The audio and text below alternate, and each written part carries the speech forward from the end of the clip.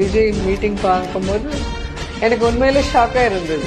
ஏன்னா நாங்கள் கவர்மெண்ட்ல இருந்து சிஎம்மாக இருந்து ஒரு டிஸ்ட்ரிக்ட்ல ஒரு மீட்டிங் வைக்கணும்னா எவ்வளோ பேர் ஒர்க் பண்ணணும்னு எங்களுக்கு தெரியும். இருக்கிற மினிஸ்டர்ஸ்லேருந்து, எம்எல்ஏலேருந்து, எம்பிலேருந்து, கலெக்டர்ஸ்லேருந்து, எஸ்பிலேருந்து இவ்வளோ பேர் ஒர்க் பண்ணி ஆர்கனைஸ் பண்ணணும். இது ஆர்கனைஸ் பண்ணுறதுக்கு எம்எல்ஏ இல்லை, எம்பி இல்லை, கலெக்டர்ஸில் யாரும் இல்லை. எப்படி பண்ணாங்க, எப்படி வந்திருக்குன்னு எனக்கு புரியல. இது வரைக்கும் ஷாக்கிங்காக இருக்கு. ஸோ அவருக்காக இவ்வளோ பேர் யார் ஒர்க் பண்ணாங்களோ தெரியல.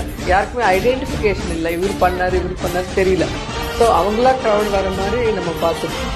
ஸோ அவ்வளோ பேர் அவங்க மேலே நம்பிக்கையில் வந்துருக்கு.